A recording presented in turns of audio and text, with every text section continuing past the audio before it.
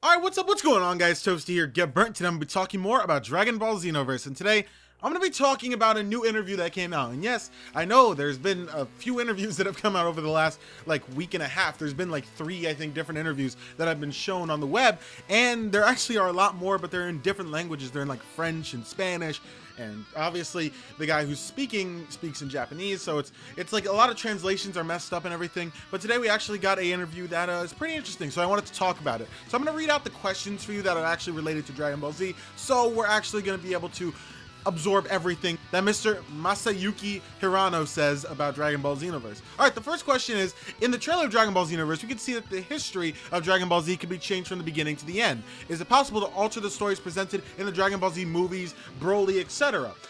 And then he said, there is confusion about Dragon Ball Xenoverse. It is not possible to change the story of Dragon Ball. Instead, of story of Dragon Ball was changed by forces, and the player's objective is to restore the history. The scenario in Dragon Ball Xenoverse is centered around the original story of Dragon Ball Z and contains the entire history of Raditz to Buu. Unfortunately, the specials and movies are not included in Dragon Ball Xenoverse.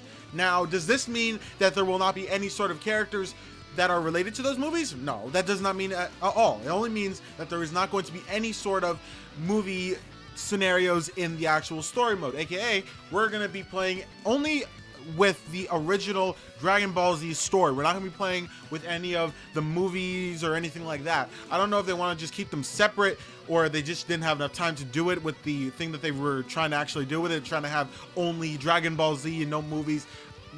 I really hope that this doesn't mean that we are not going to have that many movie characters. Honestly, I don't need every single movie character. They're obviously having stuff like Lord Slug would be amazing, but I think that having characters like Turles, Cooler, and Broly, I think that that is a good thing for the game. And I think that mainly Broly right now, he's pretty mainstream. He's completely mainstream amongst a lot of the Dragon Ball Z fans. So honestly, leaving him out of the game, I'm not going to say it's a crime. I'm just saying that a lot of people want Broly in. So it's probably going to be better if they put Broly in, even though they don't have a story for him in the Dragon Ball Xenoverse story mode. Honestly, this isn't something that really gets me that angry, because I really wasn't expecting them to do all of that, mainly because this story is mainly just altered Dragon Ball Z, and altering all the movies and stuff would actually start to probably be a little bit too much work for them. Maybe they'll do it in a sequel. If Xenoverse sells well and everything, they'll probably end up doing it in a sequel where you are able to alter all of the movies, including the Bardock movie, because I guess since he said all specials and everything, I guess that means that we're not going to be getting the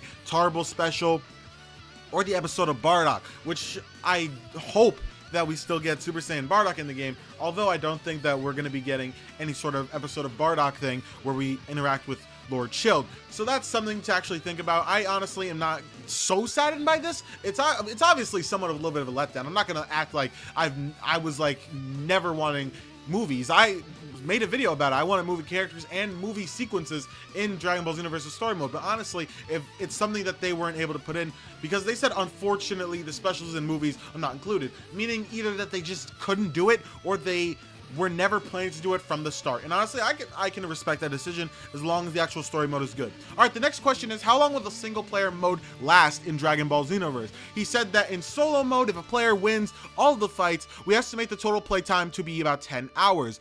Do not forget about character creation mode and online mode, which will extend the length of the game to what may be as well as infinite. So this is actually pretty interesting. Honestly, a 10-hour story mode, unless it's something like Ultimate Tenkaichi, which it was actually a pretty detailed story mode, honestly, for Ultimate Tenkaichi. It did have a lot of cutscenes and all that stuff, so a lot of that time went into that.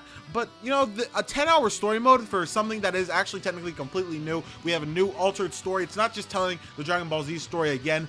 I think that that is amazing, and I cannot wait to play it, because that will be really pretty interesting, because characters like Towa and Mira from online, and I never really got a chance to play Dragon Ball Online that much, so it'll be really cool for me to actually experience the new, well, I guess you could say new, but obviously they were from online, to experience Towa and Mira for the first time. I think that'll be really awesome, especially because they said earlier this week that online is actually not completely related. It just has the characters of online in Dragon Ball Xenoverse. The Dragon Ball Online and Dragon Ball Xenoverse, to them, they said is nothing alike. So hopefully this will be really promising. I really want to see how good this story mode is. It's 10 hours long, and that's a pretty lengthy story mode for a Dragon Ball Z game in a single player game. And honestly, since it is new content and it's not just the exact same story mode over and over, honestly, I can be fine with that. Obviously, BT2 story mode or BT3 story mode, that's great and all that, but that's just telling the story of Dragon Ball, like, again. It's just telling the story of Dragon Ball Z and Dragon Ball GT and Dragon Ball. It's like, I've already known this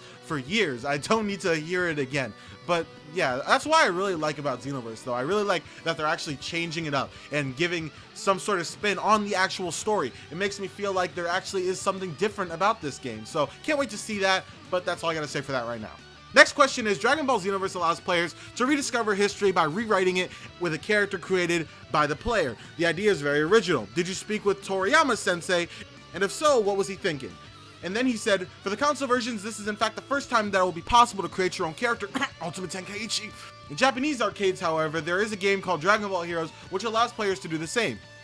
We of course had the permission of Toriyama, and it is acceptable for us to touch and change the world, which I think is cool. But, you know, just Toriyama saying, yeah, that's fine. I honestly don't think that it's that big of a deal. And a lot of people will make it a huge deal. A lot of people said, oh man, you're not consulting the original creator of Dragon Ball about this game? Like, I don't think that Toriyama really can be bothered with this right now, especially with the fact that the movie is coming out in spring 2015, the new Dragon Ball movie. So honestly, I think that he's probably too busy with that for them to really bother him about that. But yeah, a lot of people like would say, oh man, I'm so offended that you would actually not like completely consult Toriyama about this. And honestly, if Toriyama says it's okay, I honestly don't care. It's cool. Like, Toriyama is the original creator. He's awesome. He made a great story, and honestly, I just can't wait to see what Namco Bandai, what Dimps does with the story to change it up. So that's honestly, that's a plus for me.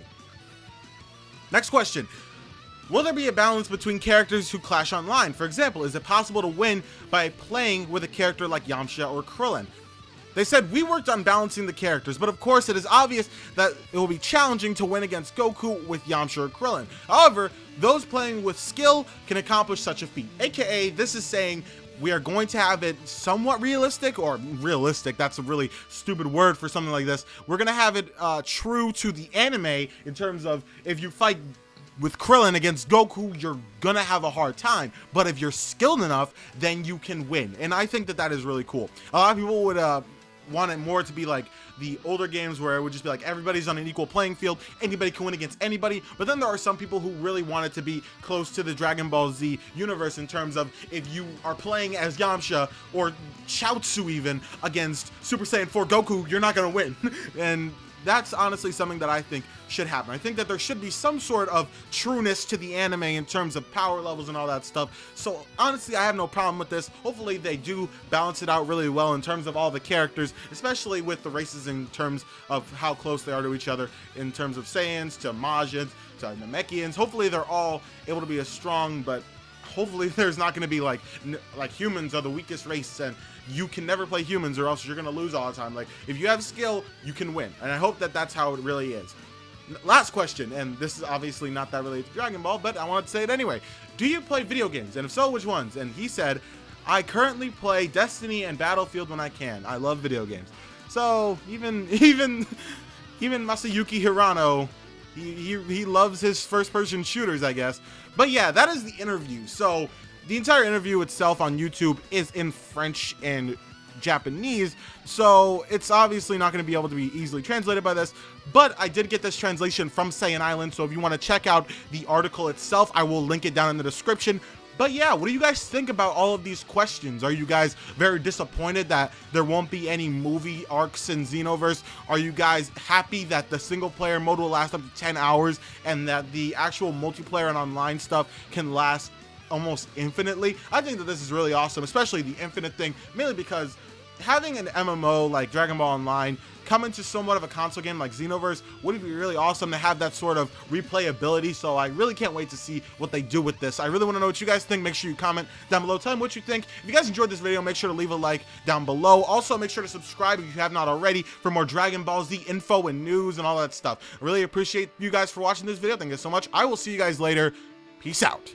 Alright, and now we're at the end slide where I talk about my latest two videos. So my last video was actually me talking about Super Saiyan 4 Broly and his chance of being in Xenoverse as either DLC or as a character in the game from the get. Obviously, I don't think that he's going to be a character from the first, like from the beginning, But I do think he does have a chance of actually being able to be DLC, but we'll have to see about that. But what do you guys think about it? Make sure to go to that video and actually comment telling me what you guys think. And before that, I made a video about Super Saiyan 3 character creation and if it is actually needed. There was actually an interview that was saying that your character can go from Super Saiyan 1 to 3, and you can't go into 4 in the same form, mainly because you would have to turn into a great ape, a golden great ape, to become a Super Saiyan 4. And I asked what you guys think about this, wanting to know if you think that Super Saiyan 3 character creation is actually needed. I got a really mixed review on that video. A lot of people said that it is not needed. A lot of people said it is needed. So I really want to know what you guys think about this. So make sure you go to that video and comment down below on that video telling me what you guys think about Super Saiyan 3 character creation and if it is needed. That is all I got to say for today. Thank you guys so much for watching. If you guys enjoyed this, make sure to leave a like down below. And also don't forget to add this video to your favorites. It really helps me out. And that's all I got to say for today. I will see you guys later. Peace out.